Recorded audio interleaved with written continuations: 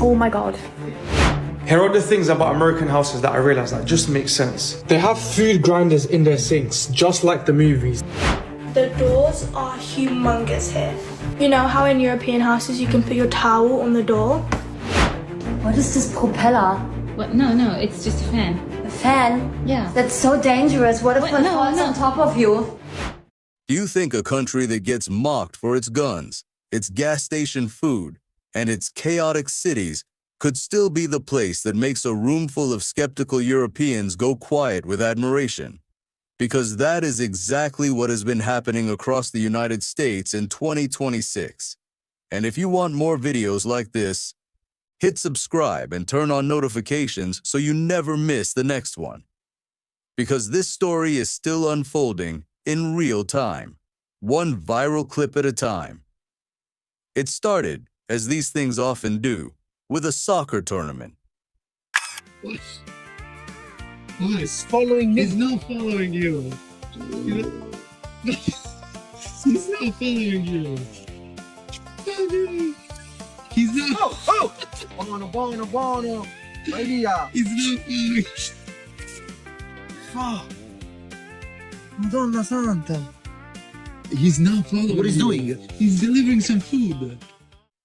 The World Cup came to North America in the summer of 2026, and with it came something like 1.25 million international visitors landing in American cities, a huge share of them making the trip specifically because the tournament existed. Analysts who study global travel patterns had projected a rebound in international visits to the U.S. that year, and a meaningful chunk of that rebound was tied directly to the matches. People came for the football. They did not expect the football to be the least interesting part of the trip. Take hospitality first, because it is the theme that shows up over and over again in almost every single reaction, video, post, and travel diary from this summer. Europeans arrive with a certain picture in their heads. They have heard, for years, that America is dangerous, unfriendly, transactional, a place where nobody looks you in the eye unless they want something from you. And then they land in a city they have never been to, and a stranger starts talking to them like they have known each other for a decade.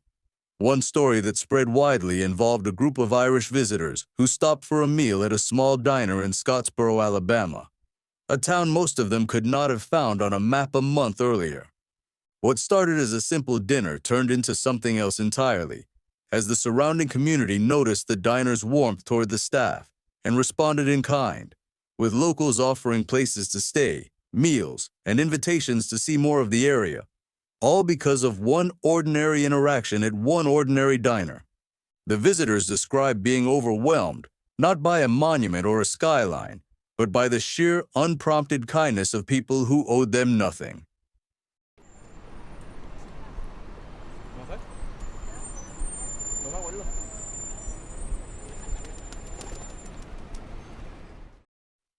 Then there is the story of a Swedish fan who showed up in Houston wearing a cowboy hat, and when asked where he got it, pointed straight at a gas station chain that has somehow become a genuine cultural landmark.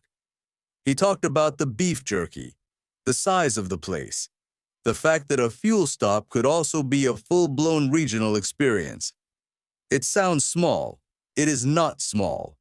For a European used to a cramped petrol station with 2 sad sandwiches under a heat lamp, walking into a building the size of an airport terminal that sells barbecue, camping gear, and 50 flavors of soda is the kind of culture shock that reorganizes your entire understanding of the word convenience. And then there was Boston, where a crowd of Scottish fans took over a pub and belted out the American national anthem, word for word, alongside the locals, not because anyone forced them to, but because the atmosphere pulled it out of them. That is not the behavior of people who feel unwelcome. That is the behavior of people who got folded into something bigger than themselves and didn't want to fight it. Would you rather be handed a polite, distant welcome from a stranger who forgets you exist the second you walk away, or get pulled into a conversation, a meal, or a sing-along with people who have zero reason to care whether you ever come back? Because that is the choice a lot of these visitors say they didn't know they were making until it had already happened to them. Now let's talk about scale, because nothing humbles a European traveler faster than American infrastructure. Number 3. Okay, look, the flavours. I'm missing the flavours, okay? Us Brits aren't used to flavouring and spices, right? My palate changed. I've come back to the UK and it's boring! Number 2. This next one is no joke, mate, yeah? I've been feeling like I should be standing on street corners, tweaking. I've been needing it. This is a country where a single supermarket can be larger than an entire shopping district back home. It is a country where the gas stations are not gas stations. They are destinations, complete with hot food counters, seating areas, and merchandise sections that rival a small department store. Visitors have posted again and again about ordering what they assumed was a normal portion of food, only to receive something that could realistically feed 2 or 3 people. Servers say large and mean it in a way that a European large simply does not prepare you for. It's not just food. It's trucks the size of small European homes rolling down highways that stretch in straight lines for hours without a single curve. It's stadiums, built for this World Cup and for decades of American football before it, that seat close to 70,000 people and still don't feel crowded because the concourses themselves are wider than some European streets. 16 host cities across 3 countries, 78 matches played on American soil alone, tens of millions of dollars in local economic impact projected for individual host regions. The sheer scale of the operation mirrors the scale of the country hosting it. Would you rather live somewhere compact, walkable, and intimate, or somewhere so big that nearby can still mean a 2-hour drive? Because for a lot of these visitors, that question stopped being theoretical the moment they tried to plan a simple day trip and realized the map lied to them about how close things looked. Is an American fridge, and it's as big as my arms. First of all, an ice machine in every fridge. I wish it so bad that we had it, but we don't. Screens on the window? Walk-in closets in every house. She's a mess, but genius. Nature does something similar to European assumptions about scale and history. Visitors who expected strip malls and highways discovered a country with more than 60 national parks, canyons you can't photograph in a single frame no matter how hard you try, mountain ranges that take entire days to drive past, and lakes so large they generate their own weather systems. A European crossing from France into Germany can do it in the time it takes to finish a podcast episode. Crossing a single American state can take longer than that. Time zones alone become a source of genuine disorientation.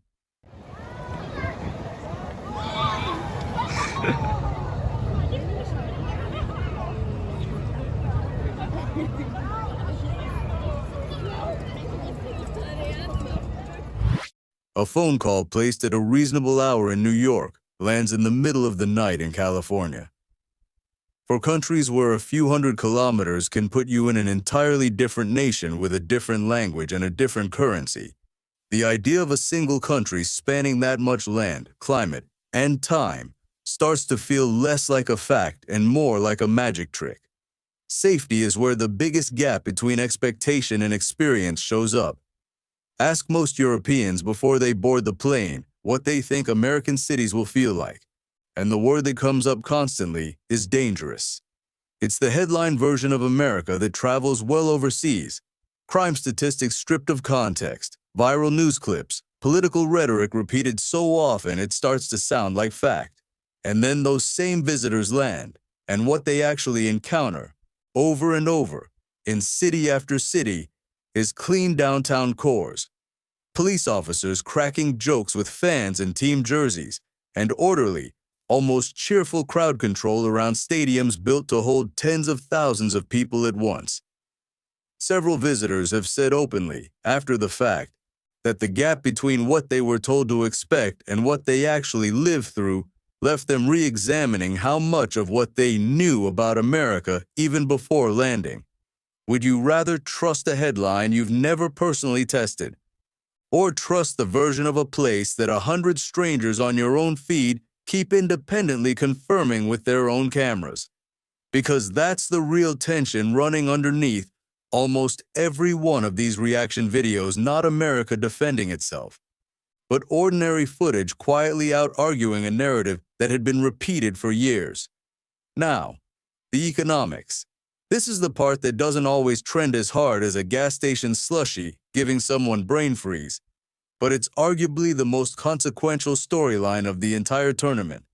Independent tourism economists projected that international visitors would spend somewhere in the range of $6.5 billion in the United States specifically because of this World Cup, with the average visitor spending north of $5,000 across their trip.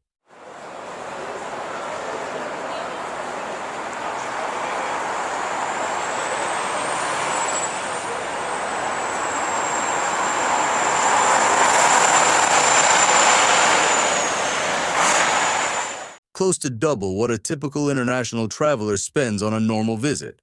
Joint analysis between FIFA and international trade bodies put the broader global economic contribution of the tournament in the tens of billions of dollars, with hundreds of thousands of jobs supported across host economies. Whether every one of those projections lands exactly on target is still being debated by economists months later. Some hotel markets reported bookings running behind the rosiest early forecasts. But the underlying signal is hard to miss. An enormous number of people looked at the United States, weighed the cost, and decided it was worth showing up anyway, in numbers large enough to reshape hotel occupancy, restaurant revenue, and local tax bases in city after city for weeks at a time. Compare that to what's been happening in parts of Europe at the exact same time. Till late today and I just can't stop crying. I don't want to go. I had such an amazing trip. I've met so many amazing people. I felt so loved. Obviously with my mom. It's been so good. And I don't want to. While American cities were rolling out the welcome mat, several major European tourist destinations were doing the opposite. Residents in cities like Barcelona have staged visible protests against mass tourism, complete with demonstrators using water to drive tourists away from outdoor restaurant tables and chanting for visitors to go home. Part of a broader wave of anti-tourism sentiment that has pushed some European city governments toward restricting short-term rentals and capping visitor numbers altogether. It's a strange split-screen moment in global travel. One side of the Atlantic actively trying to shrink its tourist footprint, the other side watching visitor spending climb into the billions and treating it as a win. Patriotism is the emotional thread that ties all of this together, and it's the piece that seems to catch Europeans most off guard. Flags on porches in small towns that have nothing to do with a soccer tournament. Strangers in a Boston pub who don't need convincing to sing an anthem that isn't even theirs. A sense of identity that isn't shy about announcing itself, in a way that can read as unfamiliar, sometimes even uncomfortable to visitors from countries where overt national pride carries a heavier, more complicated history.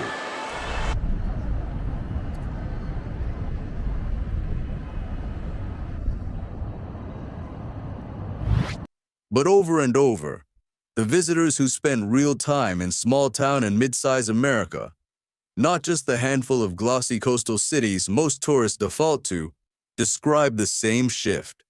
What looked like brashness from a distance started to look like confidence up close.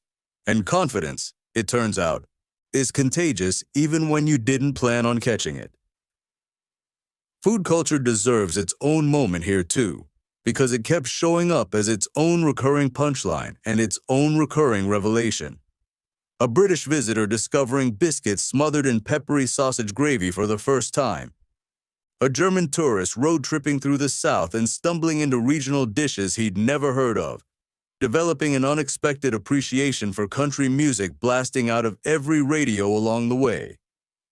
An Australian visitor's reaction to a steakhouse chain's portion sizes and tableside service going viral entirely on its own, purely because the gap between his expectations and what actually landed on his plate was too large to process quietly. Drive-through culture, tipping norms that confuse almost every first-time visitor. The sheer number of regional food identities packed into one country barbecue, meaning 5 different things depending on which state you're standing in. All of it added up to a version of American culture that felt less like fast food stereotypes and more like an entire buffet of distinct regional identities nobody back home had prepared them for.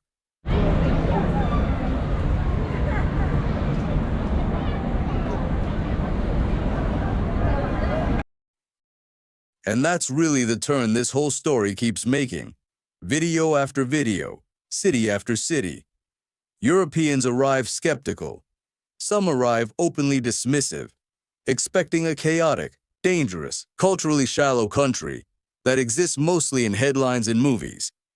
And then reality does something headlines rarely allow for. It complicates the story. They leave posting long, sincere captions about how wrong they had it.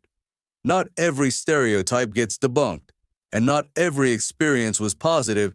This is a big, complicated country, and no single trip captures all of it. But the dominant pattern, the one that kept getting repeated across nationalities, across cities, across completely unconnected social media accounts, was people admitting, in their own words, that they came in ready to confirm what they'd been told and left having to unlearn most of it instead. So here's the final question, and it's worth sitting with for a second. Would you rather hold on to a comfortable assumption you've never actually tested, or risk being wrong in public, on camera, in front of everyone who's been listening to you complain about a place you'd never actually visited? Because that's the trade a lot of these travelers ended up making this summer, whether they meant to or not. If this kind of story is something you want more of, go ahead and like this video. Share it with someone who still thinks they've got America figured out from the headlines alone. Subscribe and turn on notifications, because the next video in this series is coming, and it goes even deeper into what's been happening on the ground. Before we go, a quick note on all of this. This video is a compilation and analysis built from publicly available social media clips, published news coverage, and traveler accounts shared online, put together for entertainment and discussion. It does not claim to represent the full social, political, or economic reality of any country, nor the official position of any government, institution, or organization mentioned.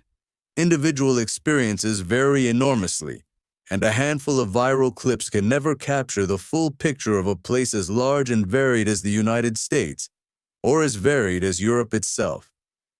Nothing here should be taken as a definitive judgment on any nation, culture, or group of people, and the channel isn't responsible for decisions anyone makes based on the opinions or analysis shared in this video. Watch, think critically, and draw your own conclusions.